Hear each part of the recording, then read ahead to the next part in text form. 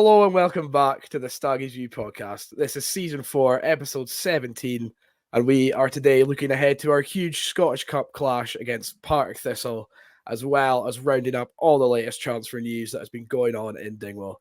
Joining me today, as usual, it's the troublesome twosome from the wrong side of the Keswick Bridge. It's Robbie Macdonald and Ramsay Banks. Robbie, how have you been this past week? Been good, mate. Been good. Not had any county to ruin my weekend, but glad to be back with you boys. You know what they say, another Saturday unbeaten for the Staggies. Terrible. Ramsay, what about yourself?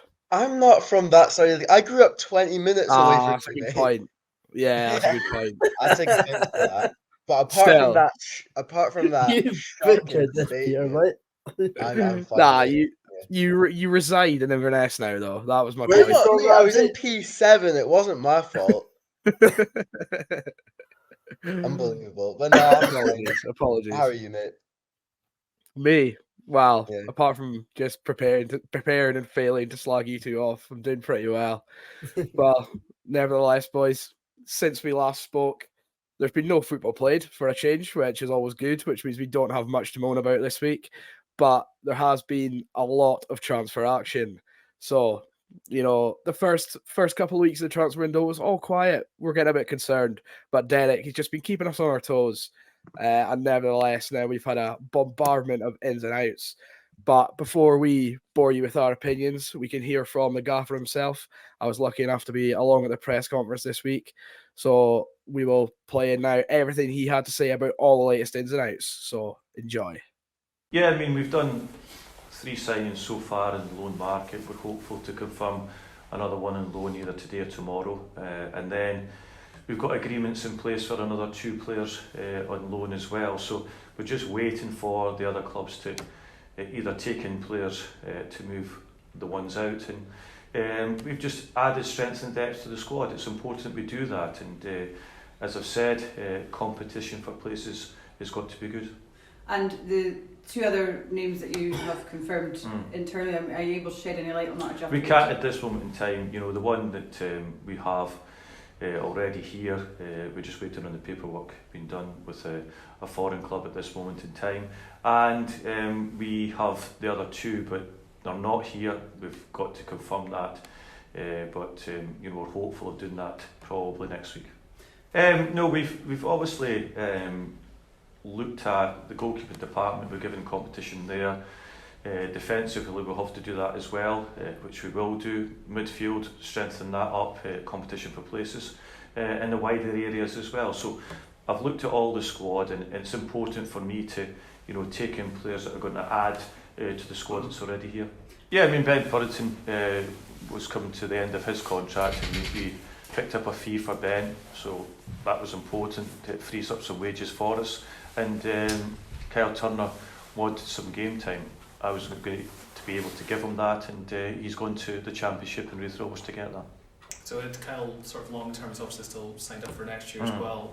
Is that door still open for him to come back in next season potentially? Yeah, of course. I mean, he's still under contract, and we'll be watching his progress, you know, at Raith Rovers. I know Eli well because I worked with him at Morecambe. He's a talented player.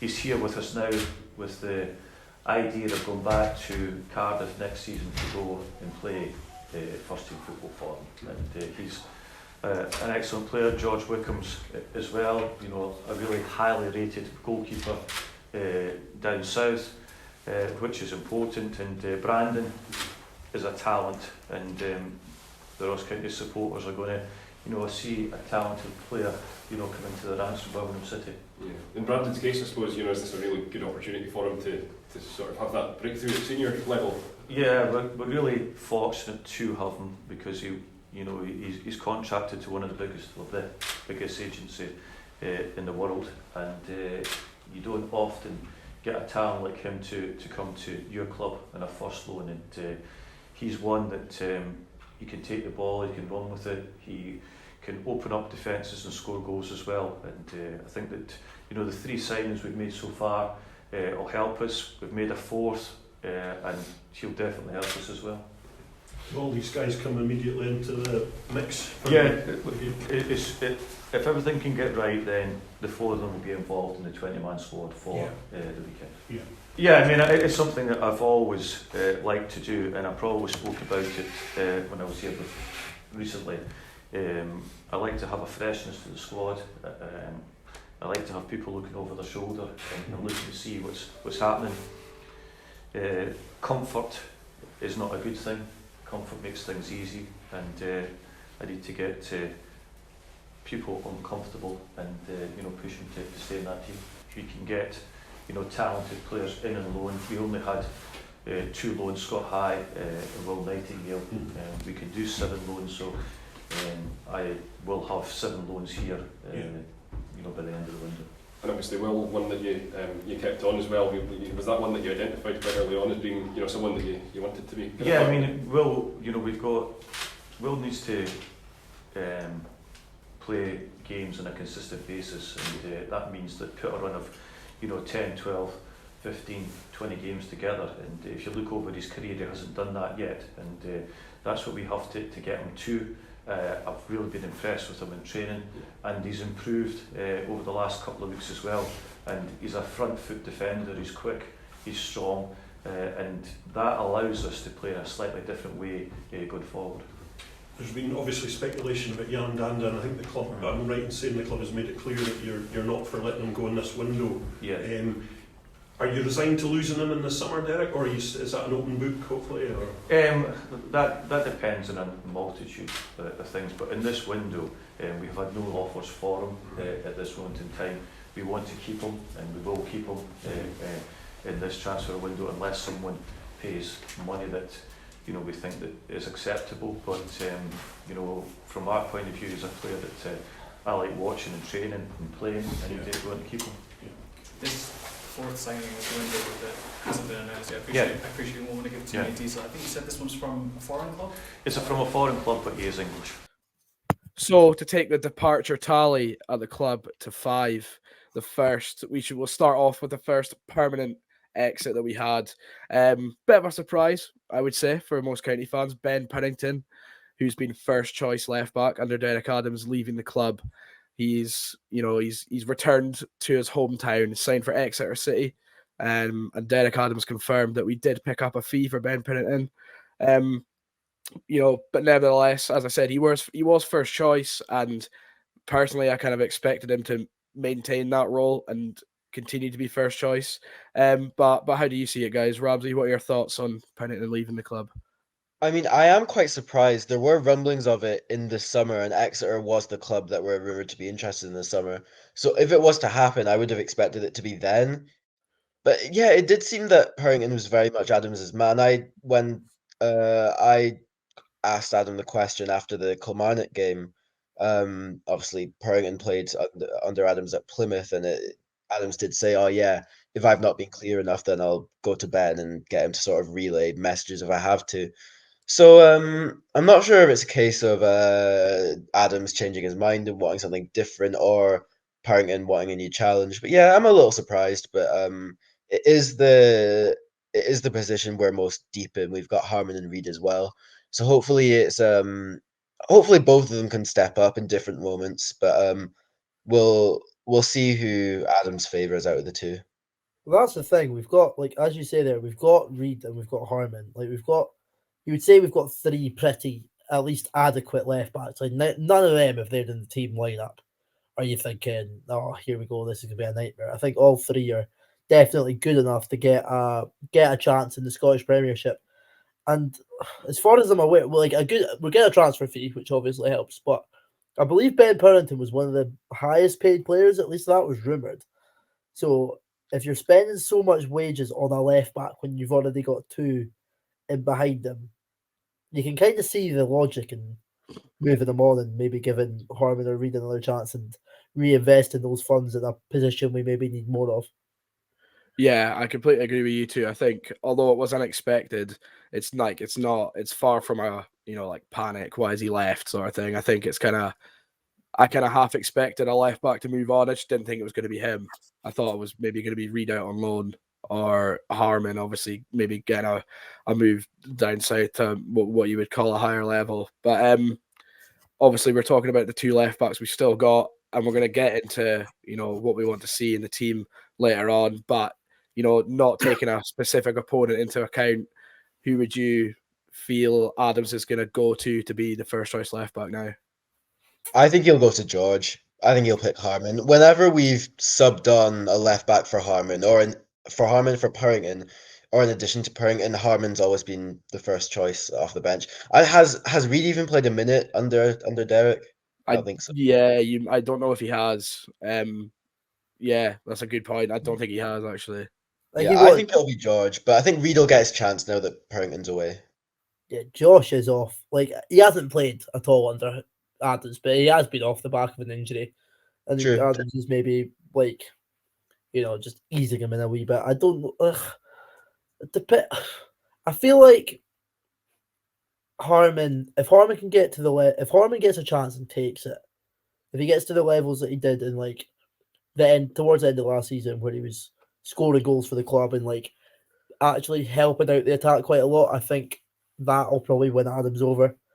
I think back when Adams was in charge of us before, he always did have full backs that liked getting forward, especially left back, like the Scottish Cup run with the likes of Scotty Moe or like Mark Fitzpatrick in the Championship. I think hopefully Harmon, if he could get to the same kind of playing style as them, I think he probably would fit Adams' system.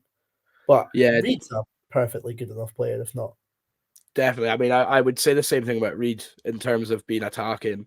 And I think it's kind of interesting that maybe they weren't favoured in the first place, considering Adams is always talking about he wants to play on the front foot. And even when we were playing a back five in the first, 4 or 5 games under Adams, Purrington was still first choice, which I think is why it feels like this has kind of come out of nowhere in a way, because it felt like he was kind of getting settled into the team. But nevertheless, it's one to keep an eye on in terms of who will be getting the starting berth at left back. But speaking of unexpected transfers, the next one, I think, definitely took a lot of County fans by surprise. One that not many of us were expecting. A guy who has played 23 times for the club since joining in the summer. Obviously, it's Kyle Turner. He joined, as I said, just in the summer from Partick Thistle. And arrived at the club, and many fans expected him to come straight into the team and sort of be a key figure.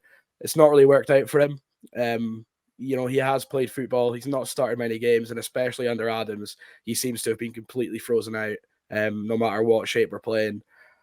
So he has joined Wraith Rovers on loan at the end of the season. Bit of a shocking and unexpected transfer, Robbie. Yeah, I would say so. I think that. It's again like Purrington. I actually like when you sit and think about it. I don't think Adams is keen on him. It kind of seems that way from the first 2 games. He's not giving them much of a look at, especially the kind of inclusion of Max Sheaf over Turner was a bit of that was a surprise for me, especially when she first came in a few games ago. I think that was pretty telling of what Adams thought of Turner. I think Turner certainly seems like quite a fiery character. So I can imagine there may be a bit of a clash there, but I can't say, like, he's been decent, but he hasn't set the world alight for County at all since he's come in. And I think he never really looked like he was going to become a mainstay of the squad. But having said that, there's certainly some talent there, and I think he has got a couple of goals for County. So you would say he probably is the kind of perfect squad player, but I feel like he's probably a man who thinks that he should be starting every week, and I wonder if Turner's maybe had a bit of a call in that one, and he's kind of forced himself out to a club where he's going to get some football. Yeah, Ramsay, obviously it was a transfer you were quite excited about in summer, I believe. I mean, just give us your thoughts on it, and after that, not necessarily gone wrong, but what do you think has kind of been the hindrance for Turner in terms of not being able to get the minutes he wants in Dingwall? I mean, Robbie, I think you got it spot on in that in our squad, he's a very useful squad player, selfishly thinking from a County's perspective, but he needs to be playing football, player of his quality.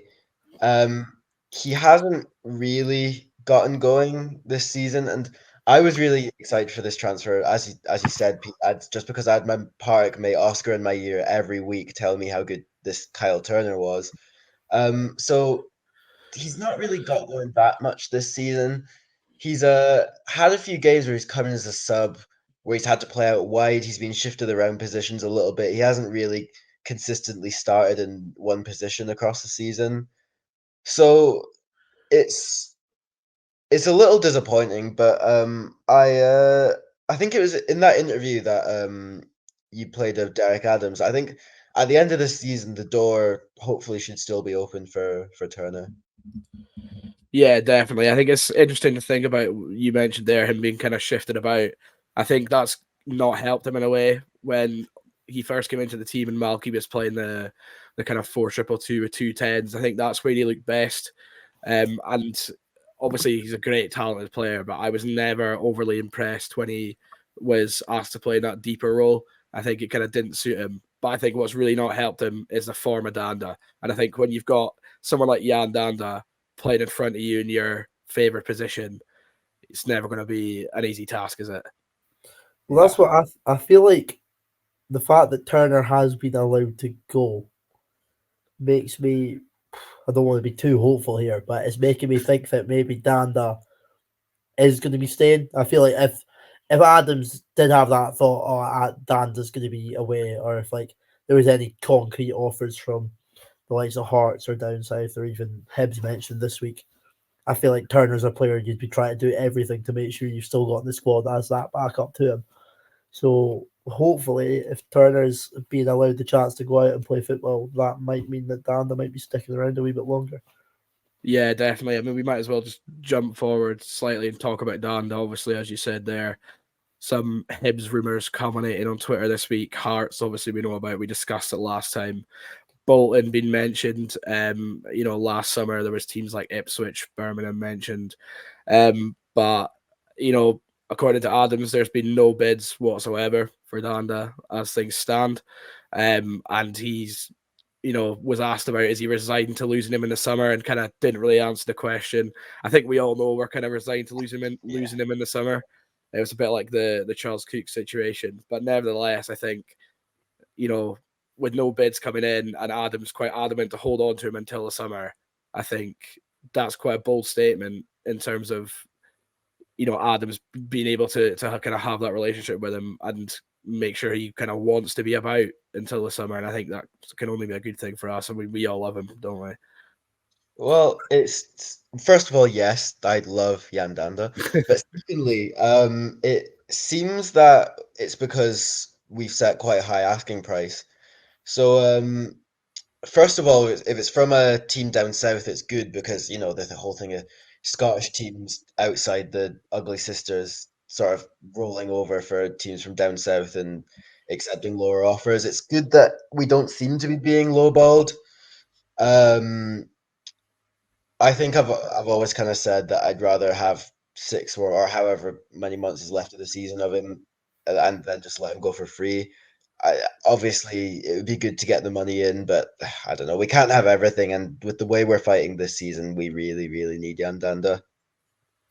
Yeah, Danda's the difference in us going down or staying up. He's going to be worth a lot more to us staying in the team. He doesn't strike me as a player who's going to down tools at all.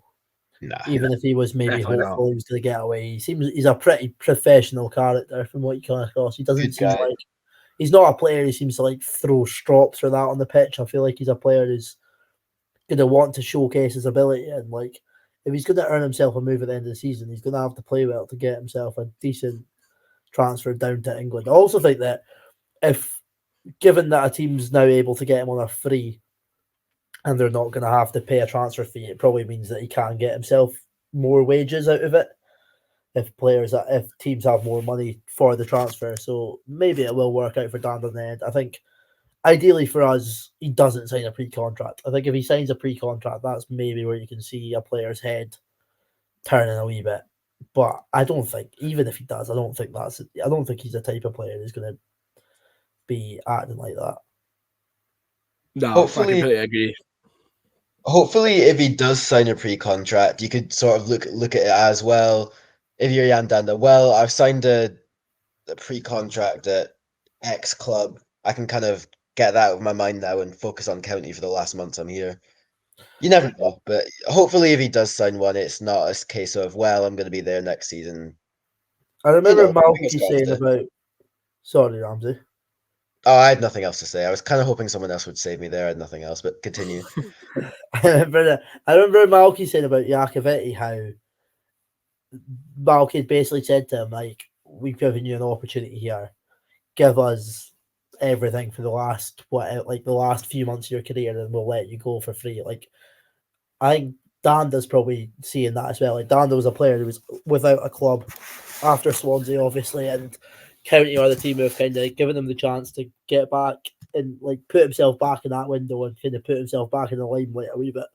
So I imagine Danda would be happy to kind of repay County's faith, especially by trying to keep it in the league. I don't think he's not going to want a relegation on his CV anyway. Yeah, definitely not. I think we've rounded that up nicely, Danda, but we do have one more departure to talk about. This one, although it's a departure, it's quite a positive departure, in my opinion. It's Adam McKinnon. He's found himself a loan move. Obviously, he was at Brora in the first half of the season. Didn't go on loan till quite late in the summer window. Obviously, was kind of told that he might be needed in and around the squad, so had to hold off. And then moved to Brora on loan, got some game time under his belt, and now Championship side Arbroath have come calling for his services. It's a great move for him, isn't it? That's an excellent move. I think the highest loan he's had is Montrose at League One, so it's really positive to see him getting a second tier move at this stage. I think it's exactly what the club will have been hoping would. Sorry, it's exactly what the club will have been hoping for when they sent him out to Brora on that short-term loan. Sort of put himself in the window for a move higher up the ladder. He's a player that, like, I believe he played well at Montrose as well. He was a player that Montrose fans kind of rated highly, especially going off the old like socials and that. So it was a move. I think all three of us, I remember saying on the podcast, were surprised when he ended up at Brora Rangers at the start of the window. I think you would have been hoping during the summer that he would be able to get himself into a club like at least the level of League One, if not a team like Arbroath. So yeah, it's only positive as long as he can get himself some game time and get himself into that first team for Arbroath. I think it's only a move that's going to benefit his career, and it's just more experience at a higher level playing men's football is exactly what you need at his age. Yeah, I think he's had a few injuries as well, so but that might have been part of the reason why he was at Brora in the first place. Yeah, and obviously he was thrust in at the deep end of the weekend. He made his debut off the bench just 12 minutes into their game. So he didn't get much bedding in time. Arbroath picked up an injury and he was the one called upon. So yeah, as we said, good move for Adam, and hope he does really well and can come back. And I think, it's getting to the time where he'll be thinking to himself that he can start to push for a place in the squad and in the first team at some point. But nevertheless, boys, that's all the outs. Time to talk about the exciting stuff, the transfers into the club.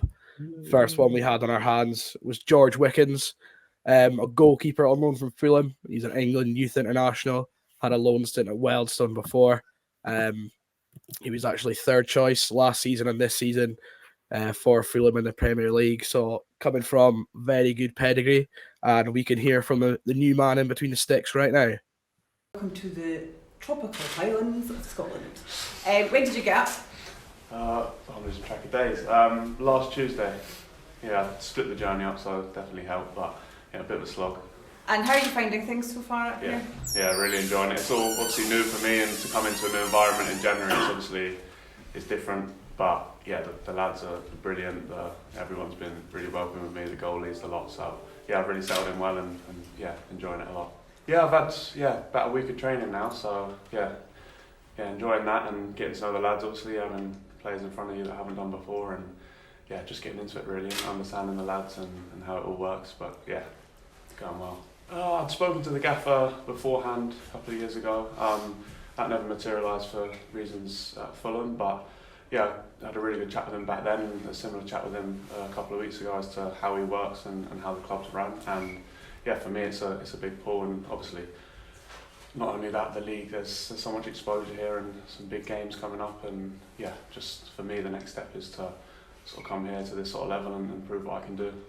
Yeah, I think for me the 21s level is good for probably a certain period of time, probably when you're a bit younger. And yeah, like you said, you play against some big teams and big academies, and there is exposure in that respect. But for me, I've always wanted to not stay in that sort of level for too long, because it's not obviously as competitive as your men's football. But yeah, there's certainly sort of positives to gain from that respect in that league. But there's definitely, in my opinion, going to play men's football is you're going to learn so much more and get so much more exposure. Yeah, is that why this move really appealed to you? Because you saw it as that opportunity to really kind of break into that senior kind of environment. Yeah, massively. I had a taste of it a couple of years ago back in England with Wildestown, which I really enjoyed. It was a really good season for me, and to be honest, I wanted to push on then and go on loan again, but for reasons at my parent club, they wanted me to stay there, and in the end there was plenty of sort of valuable lessons to be learned in being third choice last year at a club like Fulham. But yeah, for me, I've never really been one to sort of just want to train without having something to play for on the Saturday. So to come here and to have that, it's a massive pull for me, and I'm really excited to get going. You mentioned a couple of years ago that you had Derek approached for your services.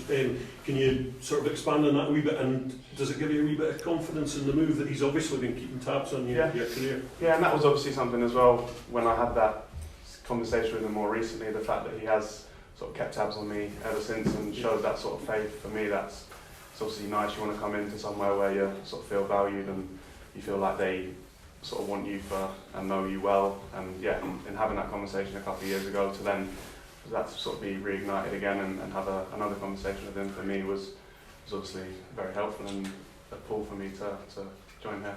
He just said that obviously there's made me aware of the goalkeeper situation and said that to come in here and give competition, and obviously the more competition there is in any environment, I like to think it brings out the best in sort of everyone. So yeah, and for me that's not something I'm afraid of, is having competition, and I'm sure for Ross as well that will help him and he'll see it in a positive way. So I think for everyone, for the club and for the goalies, it's just a positive thing for everyone really.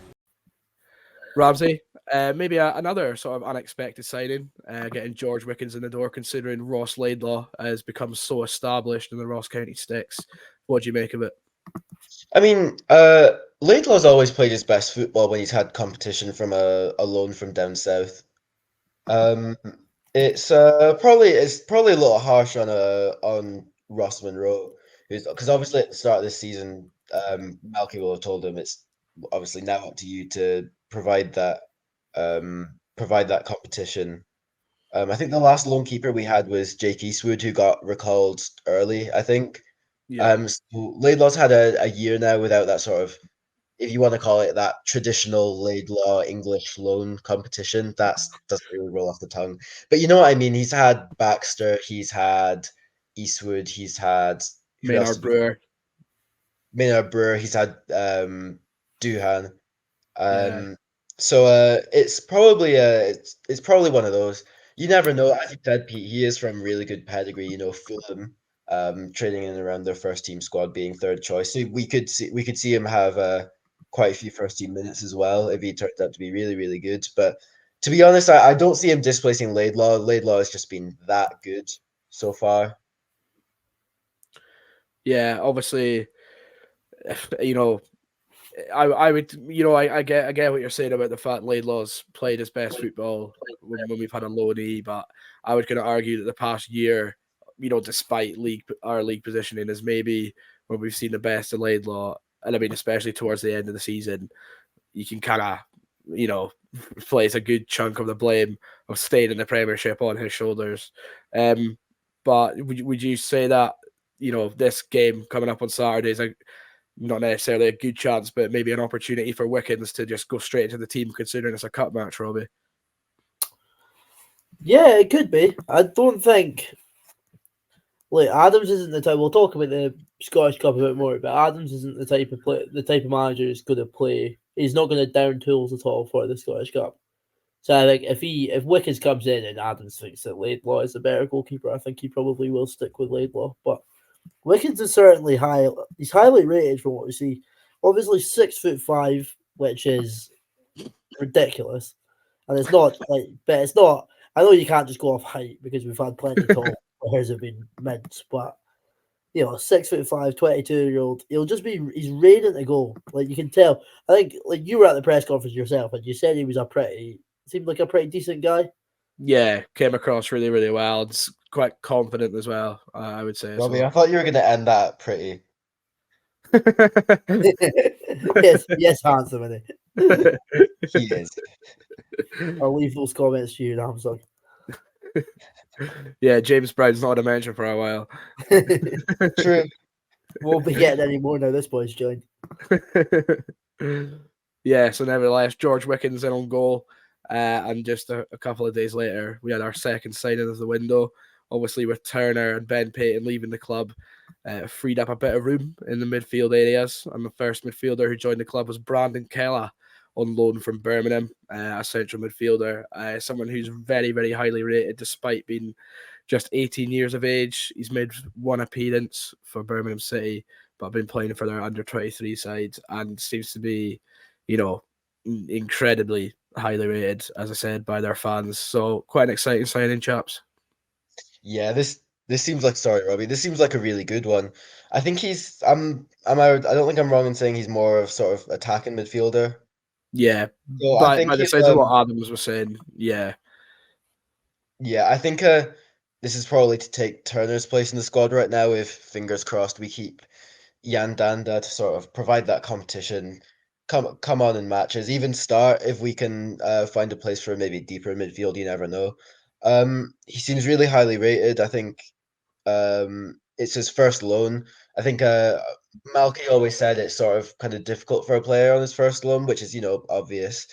But hopefully he can handle it. I think it's the first time County have signed a player younger than myself for the first team squad, so I feel rubbish about this one. I think the dream's well and truly dead now. But yeah, this does seem like a really exciting one, and I hope he gets opportunities to prove himself. Robbie, how you feeling about player. Keller joining?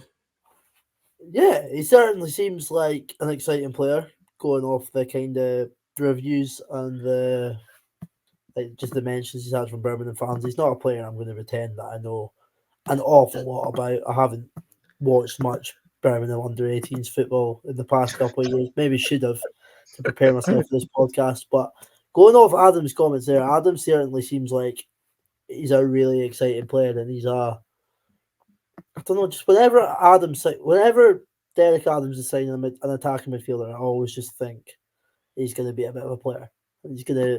He seems like a player who's good on the ball, and hopefully, I don't know, just a bit more, just a little creative spark. We do miss a bit of creativity, especially when Danda gets subbed off inevitably on the hour mark. So hopefully, Keela's a player that will just be ready to go, young, exciting, getting a team, and I just hope he's better than Alex Robertson was.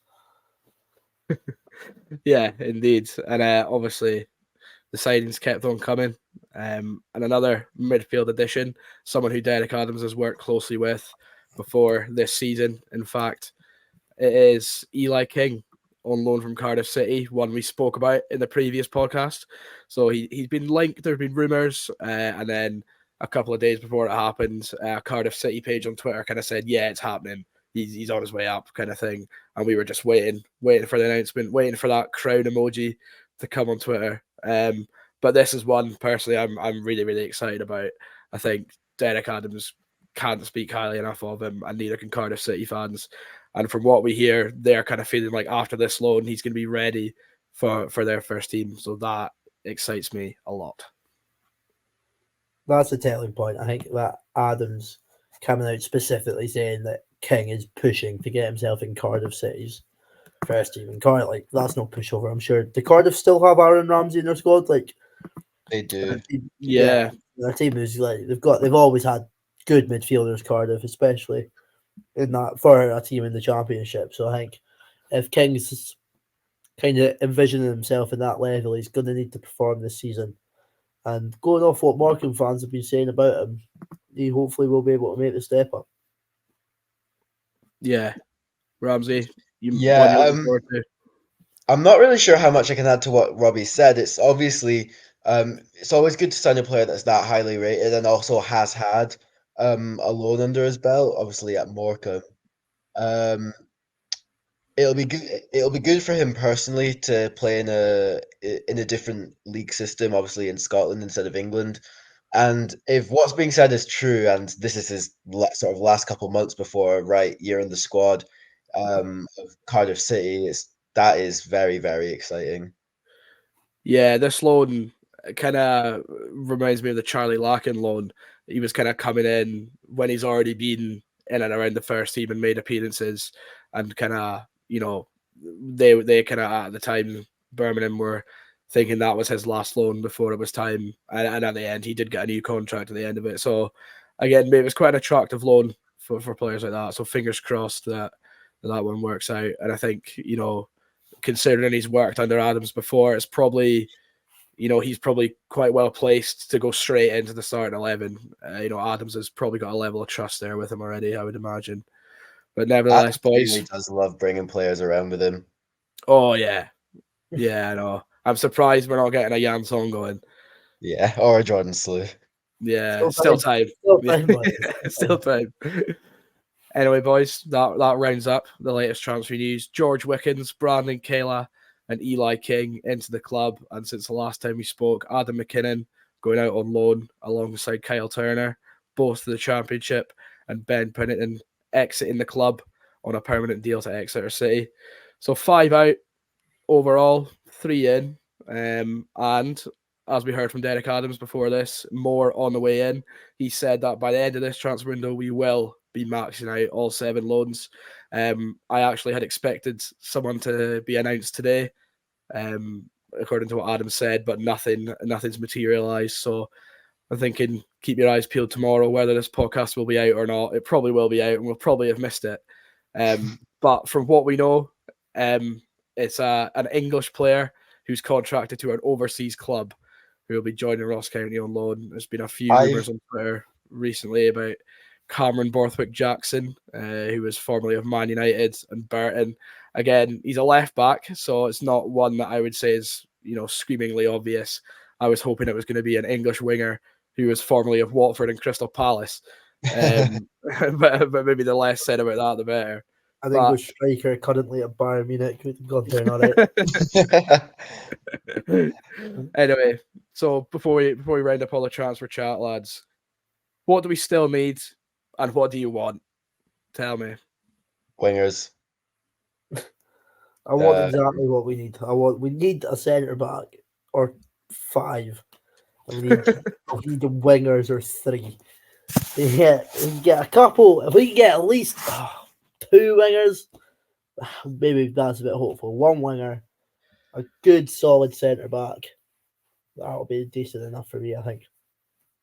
I think it doesn't look like so far. It doesn't look like there's much. I know Pennington just kind of came out of nowhere, so there's a chance. But all the rumours about Murray have died down. Danda's just gonna chirp away the rest of the window. I don't think time will just tell on Danda, but it doesn't look like there might be anyone really leaving in the next few weeks. I'm glad you brought up Murray because Dundee have just signed Curtis Main up front. Yeah, I'm not sure about Dundee United, but it looks like, fingers crossed, the Cy Murray rumours might. He's another one. His contract's up at the end of the season, so that might be when we see Murray go away. But obviously, we don't know. Dundee United signed that boy Alex. Yeah, Alex Grieve. Yeah. So that's them both signed a striker already. So surely that's not good. Surely both 2 decent strikers as well. Surely that's not going to leave them with much money to come in for Simon Murray. But yeah, time will tell. One position, it's not really a pressing issue. Like it's not a problem position. I wouldn't mind seeing us use one of those loans on a right back, because if James Brown gets injured or suspended again, we lose Connor Randall in the midfield. Yeah, it's a good shout. I think I agree with you. I think wingers, that it's got to be the priority. We've only got 2 at the club, as things stand. 1 has played barely any football. this season. And I think, it's centre half. Obviously, Nightingale staying is a massive plus point. I would say we definitely need a centre half in. The only thing that could maybe bring up would be the situation with Dylan Smith and the fact that, is he going to be getting enough minutes to maintain a place in the squad? We maybe look at a loan there or something along those lines. But that's further down the line. We'll discuss that when we hopefully have actually signed a centre half. Yeah, he Anyway, said, what was lads. it Adam said he thinks we're going to have one in time for the Partick game and then 2 more next week. Basically what he said, we've got 3 agreed. 1 is at the club and just waiting to be announced, and 2 are waiting for paperwork to go through. So it's going to be a busy few days, hopefully. I wonder if they're just gonna do a Jordan Slew again. When I wasn't there, but when Slew, like we were playing Cali and Slew was just on the centre circle ready to take kickoff without being announced. Yeah, just on the team sheet. I remember Dodds. Was doing the sports zone commentary that day. He was reading out the county team and he was going through the team and he just went, I'm not gonna lie to you guys, I've never heard of this player. He's like, no idea who he is, no idea where he plays. Jordan Slew started for Ross County. Good times. And that day he was class. He was class against Cali that day. Shame he couldn't score any goals, but what a player. About. Get him back. Anyway, boys, it is Scottish Cup weekend. So before we delve into all the Partick Thistle chat, I've got a wee icebreaker that should have been done at the start of the recording, but I actually forgot. An icebreaker 35 minutes. Nevertheless, we'll get into that now, boys. So let's just keep it basic. Let's just go Scottish Cup memories, favourite games, worst games, favourite moments, anything that stands out to you. Robbie, we'll kick off with you, seeing as you're the old man here. Old man, I'll take us back right to when I first started watching county. I would say that by far my favourite Scottish Cup memory has to be the Celtic game in the 2010 Scottish Cup run. I think that's standard. Yeah. That's probably my earliest proper memory. I remember the quarterfinal away in Edinburgh. I remember I remember tiny little snippets in that, but I couldn't say I remember like most of my memories from that game are from the TV cameras. But I vividly remember Martin Scott's goal against Celtic and my dad just running out on, we were standing next to the staircase, my dad just running out on the stairs like this. Like, what on earth has happened? Hand on head. Just could not believe that we'd gone 2-0 up and effectively, that was basically confirmation that we'd knocked out one of the biggest clubs in Scotland. So I think that by far is my favourite Scottish Cup memory. Ramsay? I'm going to bring us to least favourite. I was also going to do that. This one is kind of specific. So in 2016, my uncle was having his stag do at a hospitality at County, and it was County against Dundee United. I think the final score that day was 3-0 to knock us out of the Scottish Cup. And first of all, I was fuming because I was a wee kid and I couldn't go to County because obviously no kids, it's a stag. And second of all, just watching the updates from home, 3-0, it's just not great. Hold on, I'm gonna double check this was a if this is a league game. If this is a league game, I'm gonna look stupid. But we definitely lost. We definitely lost to Dundee United in the cup. I'm just googling it real quick. But I think the cup might have been one. I think we might have played them 2 times in a row, and we got beat twice in a row. That rings familiar bells to Aberdeen.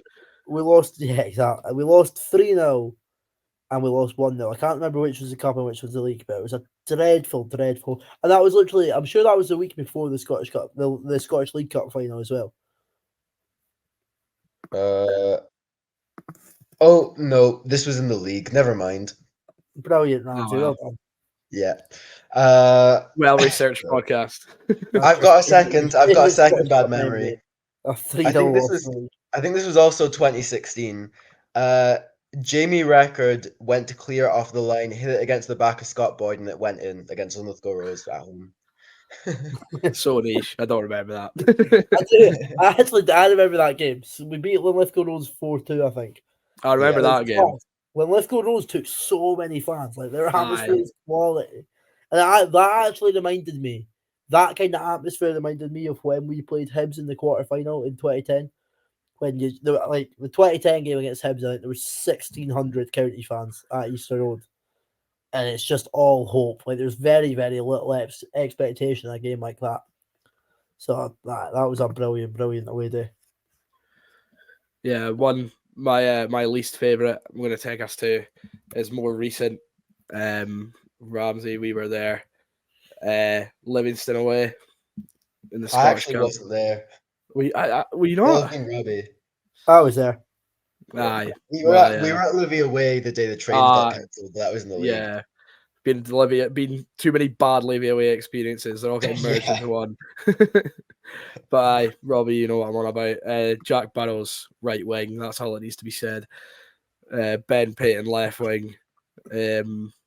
Samuel up top, I think. When Samuel was bad. But yeah. Dominic Samuel. It was Dominic Samuel as well. Yeah. Dominic and Alex spent the whole game just humble and Charles Cook running along the touchline in front of us. I think that's a single minute. Yeah, just peak Malky ball. Nothing special, just an absolutely rotten game. Yeah, and a rotten starting 11. Which I think he was playing in the back line that game, and I can't remember for the life of me. Should I Google it? Aye. But yeah, I just Drysdale. it could have been. Yeah. I always thought Drysdale was okay, you know. You remember that header he lost Dundee United away to Nicky Clark? That seems to be his defining moment, which is a little bit sad, but oh well. Yeah, if he won that header, he probably would have got a permanent contract. he was okay. Okay. So it was Laidlaw, Randall, Drysdale, Kane Ramsay, Jake Vokins, Jack Burrows, Ross Falcon, Ben Payton, Blair Spittle, and the Samuels, who came on as subs. Harry Payton and Jordan White. I think we didn't use all the subs. Yeah, I think that's what was so annoying. I think the fact we just didn't use any subs, it kind of felt like we were just purposely trying to get knocked out of the Scottish Cup to focus back on the league. We had 3 centre backs and 2 goalkeepers on the bench. Wow, there you go. I think the lack of favourite moments from you is kind of showing how bad we've actually been in this competition. I think we gave away all of our cup quality in the cup for that League Cup win. Yeah. Like since 2010, we actually haven't really done much at all in the Scottish Cup. No, me and good friend of the podcast, good journal, Andrew Henderson, were talking about this at the press conference the other day when we were preparing for Adams to come in, and we were thinking about the Scottish Cup. And like you said, Robbie, we genuinely have done nothing in the Scottish Cup since 2010. Not by far, because there's plenty of them, but one strong contender for my least favourite county game of all time, let alone just in the Scottish Cup, was in January 2018. Me and my dad drove down to Kilmarnock from Inverness. Is this the Effiong game? And much like Ramsay was talking about earlier, Jordan Slew, this time we got to see another big striker coming into the squad for his first start. His name was Eddie Effiong, and he was absolutely hopeless. So bad, man. One of the worst strikers. There's been a few contenders again, but one of the worst strikers I've ever seen at county. I've got our Scottish Cup history here if anyone fancies a bit of pain. Go on. Okay. 2023 knocked out on penalties in the 4th round by Hamilton. Obviously, 2022 knocked out by Livy 1-0. 2021 is a game that doesn't count because it was in lockdown. 3-1 against Cali. Oh, that was bad. That's me just trying to cope with that result. That was bad. 1-0 loss against Ayr United in the 4th round. That's stinking as well. Yeah, that was in 2020. Do we not? I think this one there's no excuse for. Replay defeat in the round of 16 against Cali on penalties. That was at that was a low point. That was was at tough. Cali Park, yeah. That was the Sean Rooney moment. Especially with Mullins' equaliser in the original game. I actually think, in terms of favourite moments, I think that Mullins equalised in the first game, and also Michael Gardine's goal to put us 2-1 up at Catley before. I think it was probably Jordan White who equalised. But Gardine scored right down in front of the county fans away at Catley to put us 2-1 up with like 20 minutes to go or something. That is one of the best celebrations I've seen from county fans in that game, but obviously it wasn't to be in the end. Jordan White scoring against County just doesn't sound right. He scored loads against us. Because that season, but when we went down, I think we played them 6 times. Yeah, And they never managed to beat us within 90 minutes. I know, mate. I remember they never beat us, but they always battered us. Aye, we always played Scott shocking. Fox, like Scott Fox he was brilliant that season. Yeah. But nah, by far, to be fair, you've named a few, like losing to Cali twice and Hamilton on penalties, but I still think that Kilmarnock game was the worst of the lot of them. With just having to watch Effie on Chris Eagles, Billy Mackay was playing left wing, and then that game as well. Like we shouldn't have even lost it because, like, it was 0-0. It was literally the car said -10 on the way down. It was freezing. It was like as cold as today, and we played rubbish, but so did Kilmarnock, so it was fine. And then in like the 88th, 89th minute, one of their players, I think it was who was the boy we always were linked with? Rory McKenzie. Was it Rory? Oh. He ran in the box, goes past Chow, slips, goes down and holds his head like this, being like, oh no, I've just messed up the chance. Looks up and the referee's pointing to the spot and give him Tim Chow a red card. And it was Lee Irwin as well. Lee Irwin, who ended up playing for us, scored the penalty. And then our only real attempt at the whole game came 2 minutes later from Aaron McCary, who headed the ball off the bar. And it was, to be fair, it was nowhere. I was screaming for it at the time. It was nowhere near in. But I've never seen a player so adamant he'd scored. Like I thought he was about to rip the ref's head off. Terrible. That name is taking me back. Every time his name comes up, I just have to point out that he got sent off for fighting one of his own players in Ireland. Brilliant video, wasn't it? What a hero. Yeah. Anyway, I'll just run through some of our other results. So obviously that loss against Killie, round of 16 against Aberdeen, and I was half right. In 2016, we did lose against Dundee United in the Scottish Cup. St Johnstone, Hibs, Cali again. What year is that? It was, hold on. It was a replay again. This was 2013. Oh, that was so that was the first game of that was the 3-3. You remember when we drew 3-3 with them in Dingwall? And it was like Britain scored with like 5 to go. And then I think this was Viger's free kick. I was gonna just say that, yeah. It was Viger's equalised with about 5 minutes to go. And then Britain scored a free kick in the last minute, and we all thought we'd just beat Cali 3-2. And then they went up and equalised. Was that Miles Story? No, I think it was Foran. I think it was Richie Foran. Oh, really? It was that was like Adams, Butcher, Britain, Foran, Tremor. That was like peak Highland Derby. And then the replay.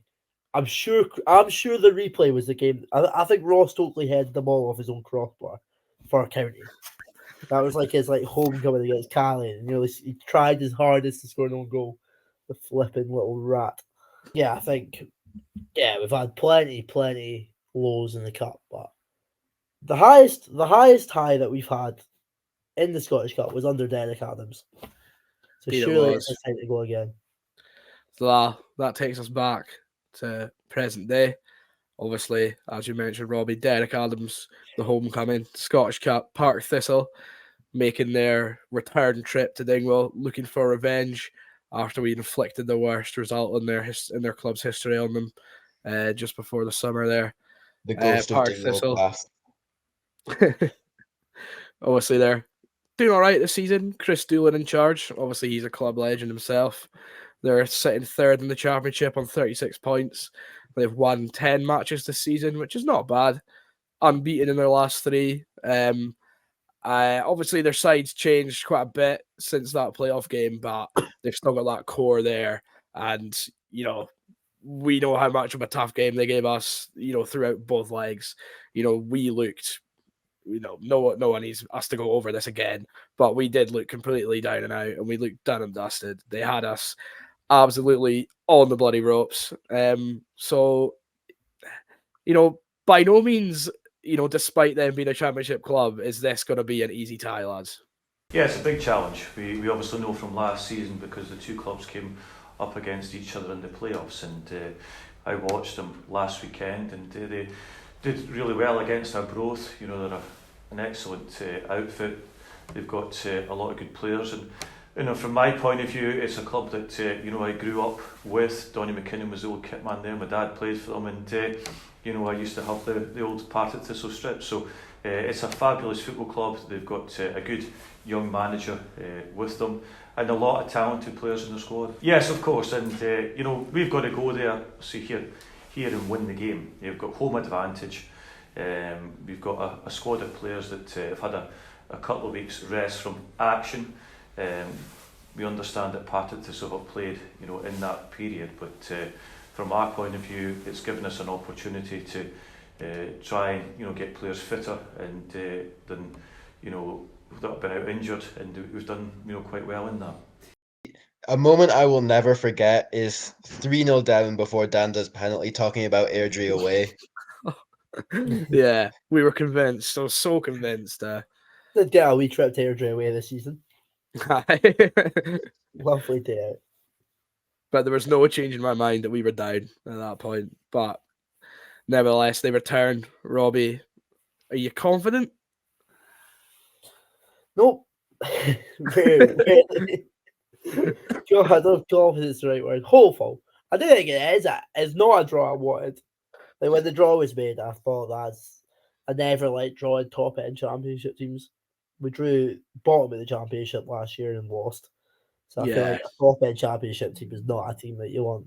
But they've been decent, but they've not set the world out this year. Like only winning 10 out of 21 games in the championship isn't that great a record. I think they definitely are worse than they were last season when they last played us, but I'm not convinced that we are much better either. So time will tell, but I think I'm just hoping that they have a bit of PTSD, a bit of some terrible flashbacks when they come up to Dingwall. I don't think they're going to be playing music in the changing rooms at all this time round.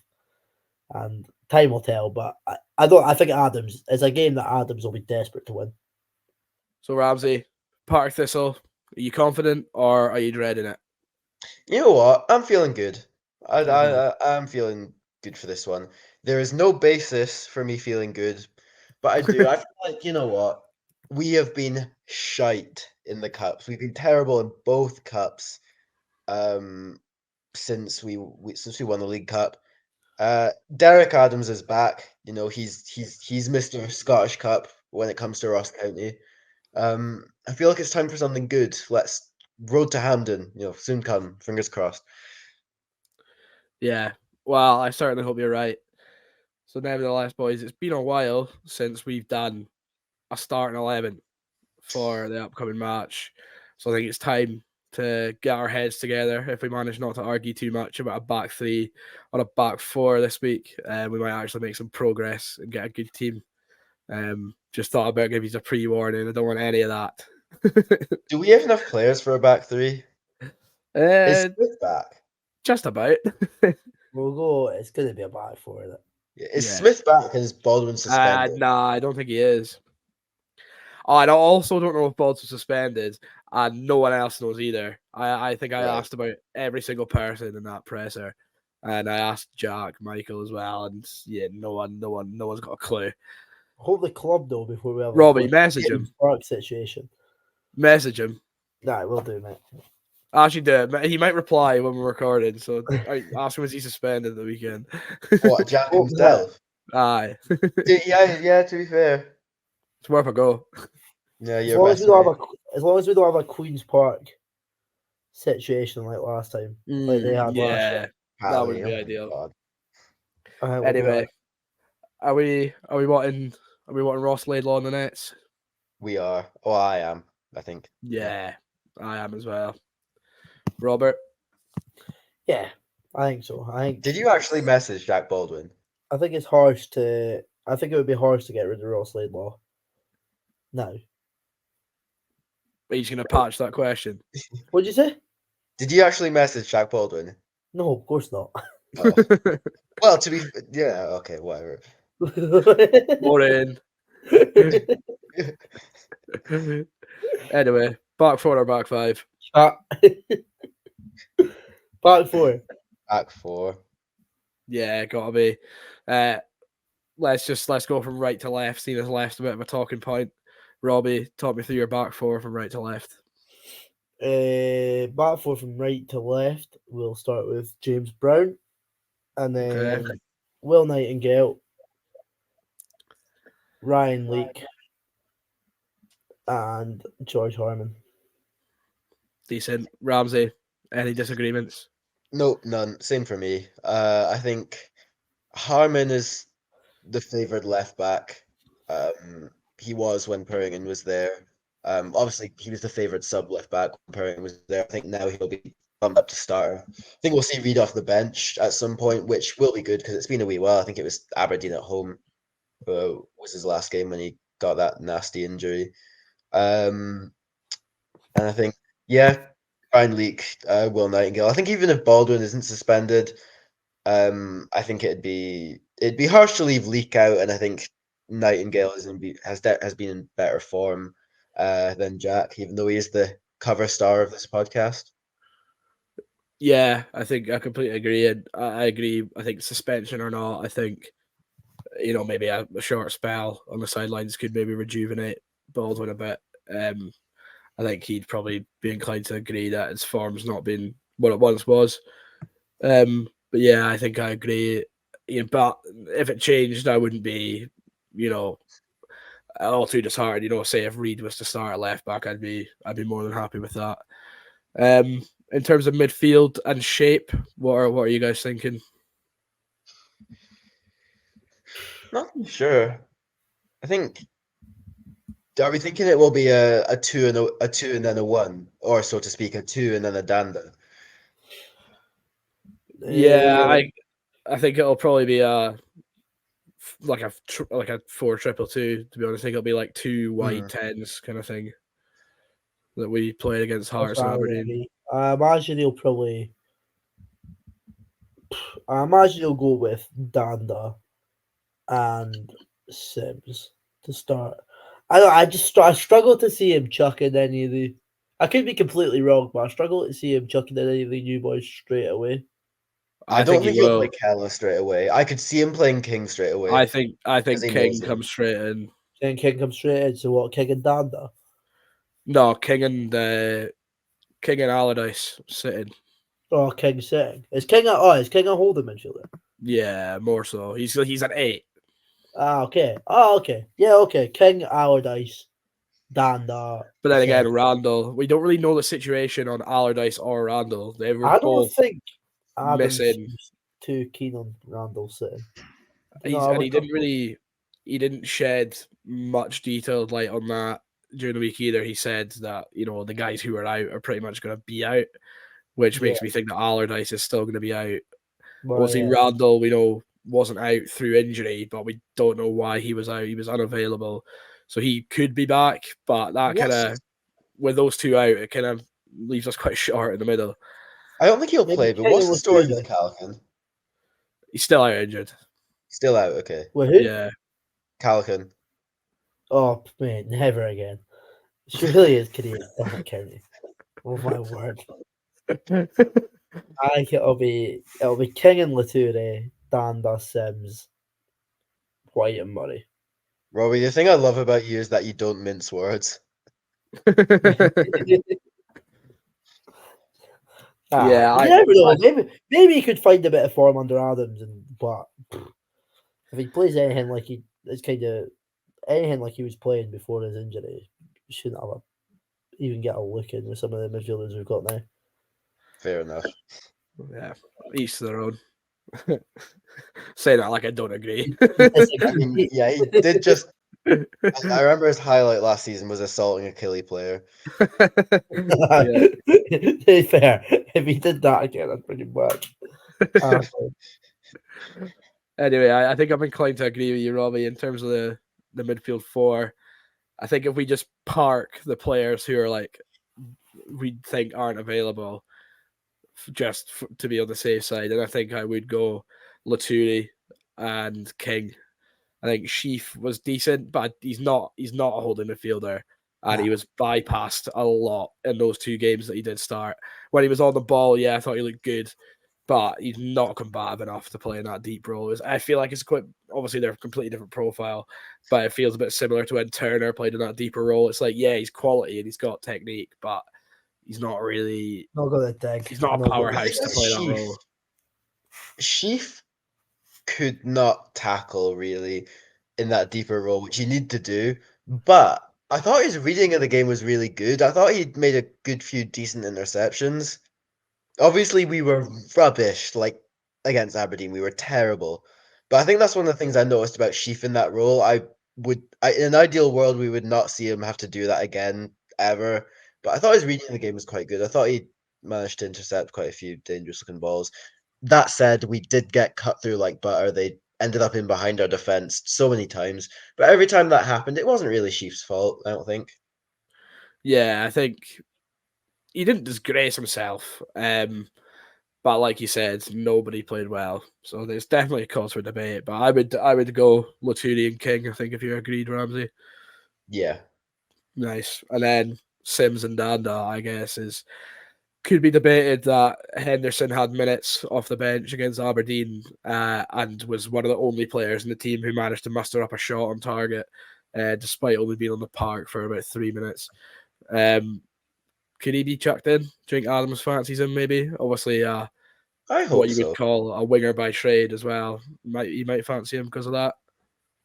I just remember being when Henderson was breaking through at St. Mirren, being so jealous because he looked like he had he had such a high ceiling, and obviously the reason he came to us is not because he wasn't good enough for them. They'd changed their system. He didn't fit, and it was time for him to play first team football. And I hope we get to see him in this last stage of the season. I think he could genuinely be really important. I remember Andrew Henderson said to me, I think he was at the friendly against Nairn before the season. He said to us, in full confidence, "Oh yeah, Henderson is a better crosser than Danda." Yeah. So I think Jay Henderson could be really important for us. He was certainly a player who was good for the Scum last year, like especially in Cali's cup run. He looked like a player who was putting in decent deliveries and that. So I don't know if I think surely if you can perform at that level in the championship, you can at least make it. I know that maybe contradicts what we were talking about Turner earlier, but surely if you've got that kind of attacking prowess in the championship, surely you're able to transfer some of that into the Premiership.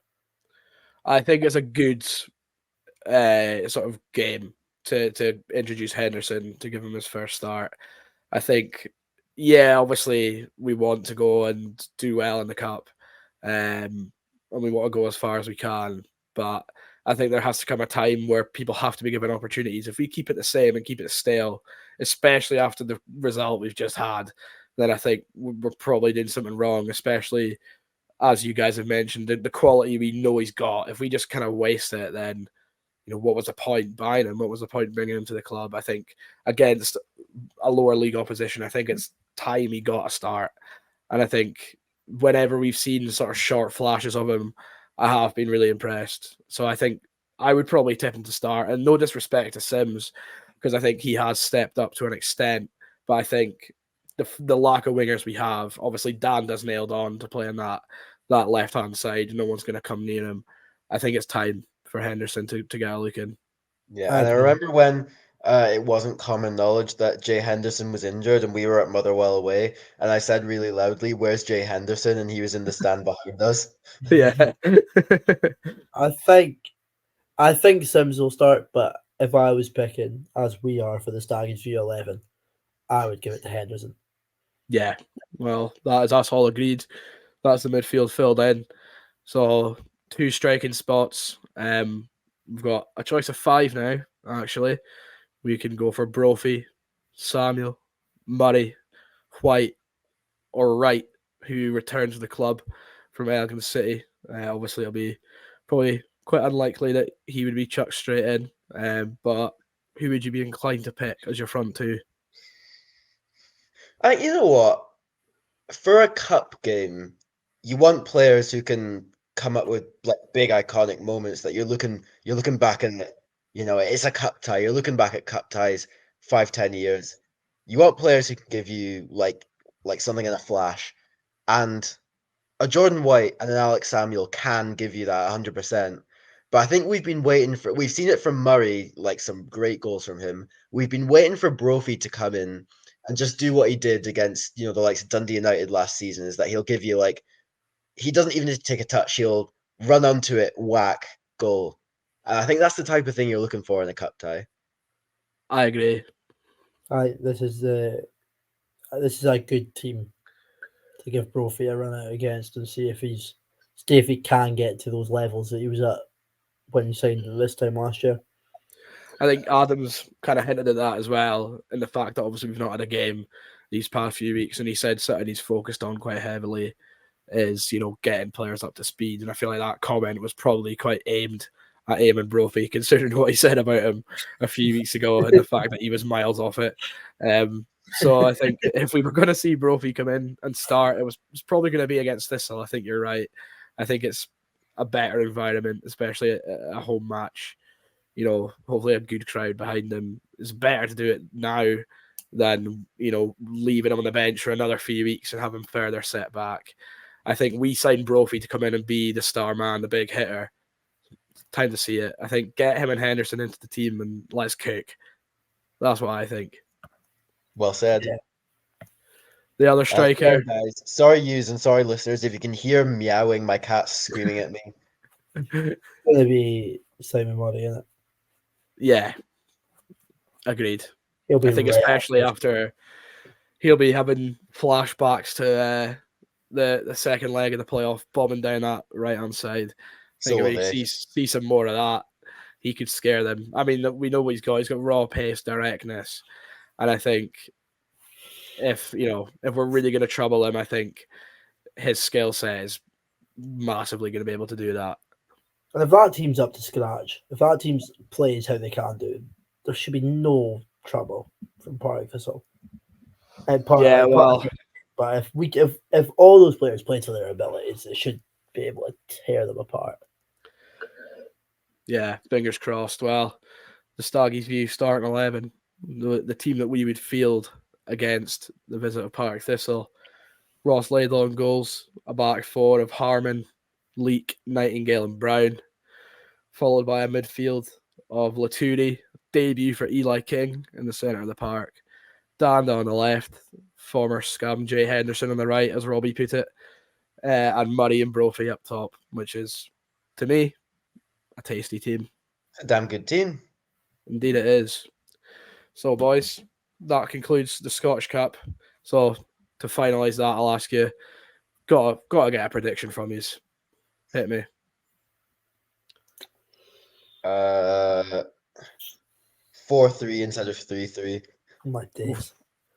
2-0 County. Decent. I'm going to keep it simple. I'm just going to go 2-1 County.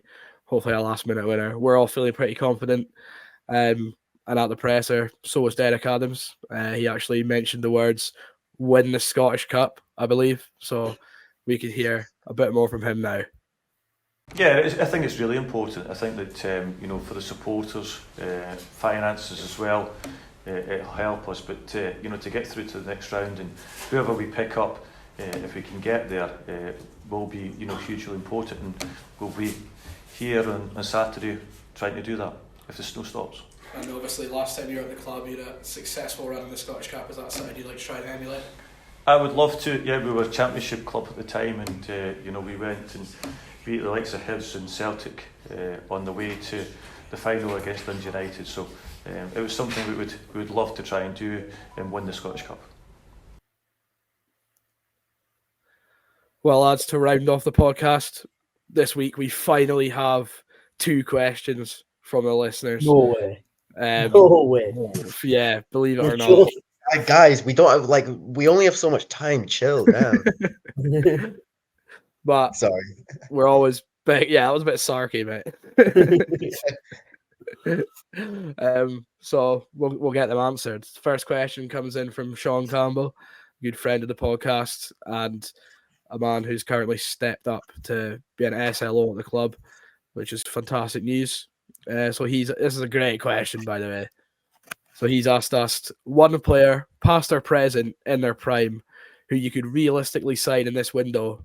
Who would it be? Realistically. What Yeah, does so that not mean? like past. not like De Bruyne in his prime. Okay. Like someone who's let's make it someone who's been at the club who you could take back in their prime and sign them. Yakoviti. Decent answer. Scott Boyd. We've all gone for a centre half. Yeah. Scott I'm- Boyd. I was going to go Prime- Andrew Davis. Yeah, we're gonna write down. A player who could just throw themselves in front of the ball.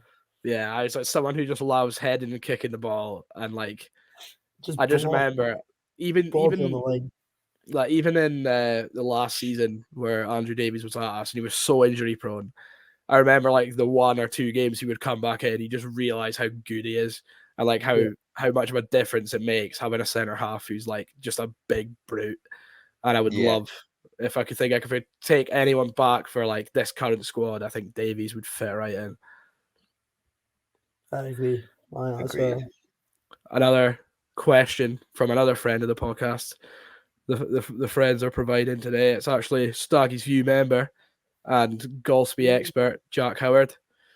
So he's said to us, with it being Scottish Cup this weekend, it's a chance for clubs who wouldn't normally play each other to face each other.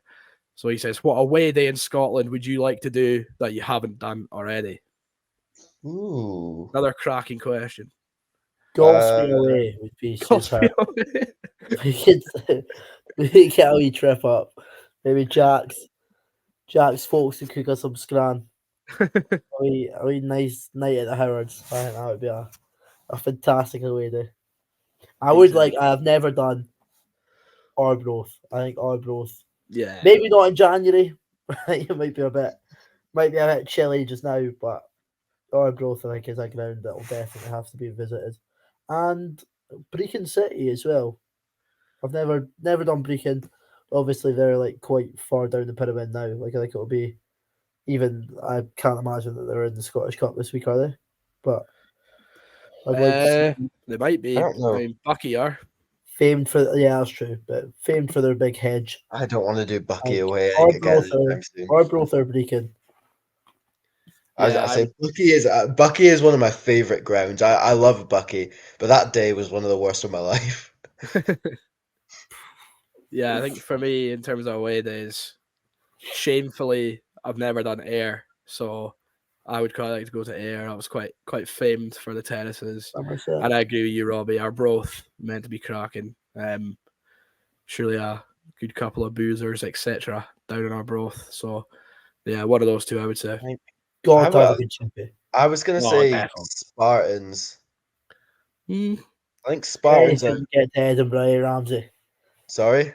Anything to get to Edinburgh. Oh, that's your area, mate. But I think Spartans up and coming. They've done viral a few times for having like a really good crowd. So I wouldn't mind getting down there. It's nothing to do with Edinburgh, I assure you. There we are, boys. That is it. The Scottish Cup is upon us. We've covered it in some detail, and we've covered every single transfer in and out. And I assume in classic fashion, as soon as we stop recording this, we'll probably have like 2 or 3 announced tomorrow, which is going to ruin this podcast. But nevertheless, thank you, boys, for joining me. Robbie, Ramsay, it's been a pleasure. Cheers, mate.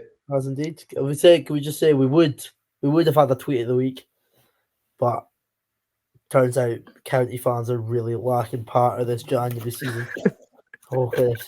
We used to try and be a wee bit funnier, then maybe we'll get that segment back because we were really, really struggling for nominations this week.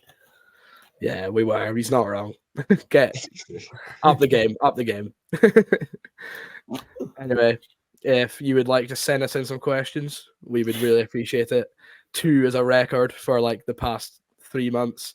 So if we could try and get it to 3 next week, that would be groundbreaking stuff. But I genuinely feel quite bad about that comment I made. If you left a Oh, it was completely justified. it was justified. Yeah, it needed said.